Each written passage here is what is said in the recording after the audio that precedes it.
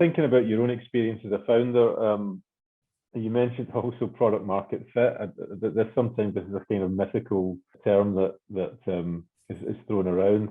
In your experience, have you sort of come across these epiphanal moments where you think, "Wow, we've done it, we've cracked it. There's a tipping point, and the business is going to fly," or is this a sort of gradual thing that businesses go through naturally, and it's a happens over time, and there's no sort of there's no flicking of a switch? How have you experienced this in the past and currently in your with InCrowd? I like the expression, it takes a lot of sweat and tears and years to create an overnight success. You could talk about product market fit hypothetically at the sort of big picture level, and if you're raising money, you have to talk about product market fit at the big picture level. But the reality is, it takes a lot of investment and real sort of detailed hard yards in user experience, use cases, workflows. These are all things that evolve over time. If you're good and lucky, then there's a tipping point, and that moment happens, and it's an epiphany. But it's because you have listened to the customer. And in our case now, the complication is that customer is ultimately the fan, but we're obviously working with stakeholders who are ultimately delivering to the fan. So there are multiple stakeholders to take into account in that evolution. So yes, the ideal, if you're building a technology business, is there is a tipping point. At InCrowd, we feel we're pretty close actually to delivering that tipping point because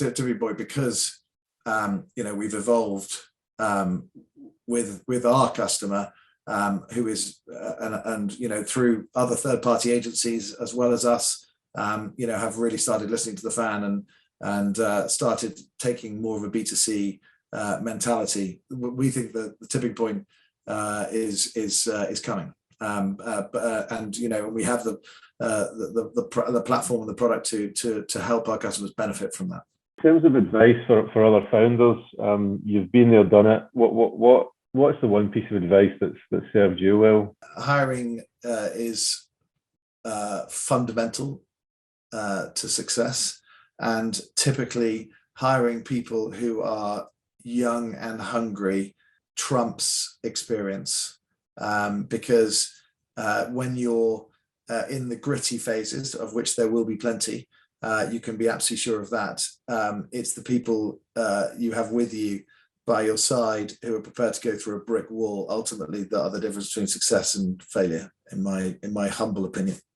Coming to Aidan Cooney, the investor, what types of founders do you typically respond well to? I mean, what sort of characteristics do they display?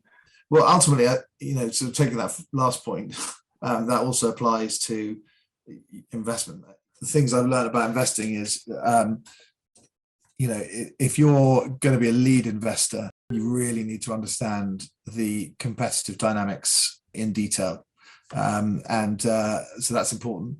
But really, the most important thing, and I think this is where my first couple of investments are dramatically different from my last couple of investments. You're really backing the individual, particularly in the early years. So you need to fundamentally understand the market is an opportunity, and that the competitive, and understand the nature of the competitive dynamics. Regulatory dynamics, another one from some direct experience on that you need to understand the regulatory environment as well, particularly if it's something that's involved in the betting space. But ultimately, over time, enthusiasm and dynamism from the founding team trumps pretty much everything else.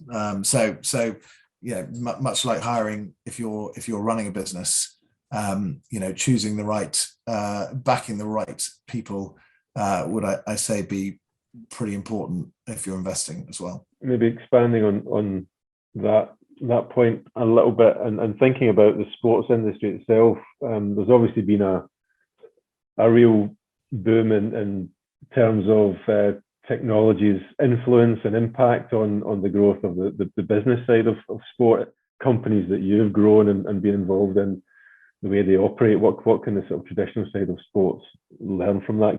The challenge that sports executives have is so different from anything I would understand or have experienced myself. stakeholder management is such a massive part of the job that I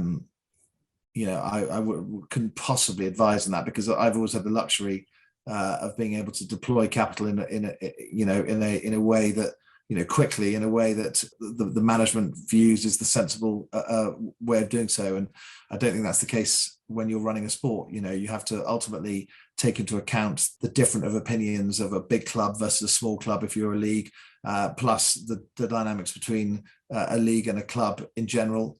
These are, there's always sort of self-interested parties that you have to manage and take into account. And so you ultimately sometimes have to make a decision that is the least worst option rather than the best option. And that's something that I don't understand or have never had to experience.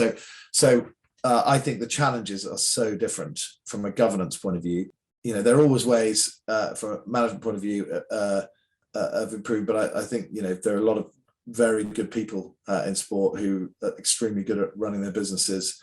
I've had a couple of presentations recently from a couple of our customers, which have been pretty mind-blowing in terms of the vision, the understanding of how to get there, the research that has gone into understanding their customer base, the fan. Very sophisticated, very good long-term thinking, reversing all the stuff, the barriers that we've been talking about, but obviously they've still got those barriers to overcome. So I think there's obviously lots to learn on both sides, but the dynamics are so different. We won't see you in the sports administration side anytime soon, Aidan. Well, the only job interview I've had in the last 25 years has been a sports administrator job. So, but I was, I think, a pretty unlikely candidate. So, no, I don't think so. I think I'm too long in the tooth now. Last question: the big trend, opportunity that you see over the next 3 to 5 years in sport, what would you say? Well, beyond the sort of the pillars that I've talked about, and I do think that deploying unique levers to capture audience attention is very, very high on the list, and there are lots of exciting businesses in that space. Obviously, capturing more data about more people in order to improve experiences and improve the way of delivering campaigns around those experiences.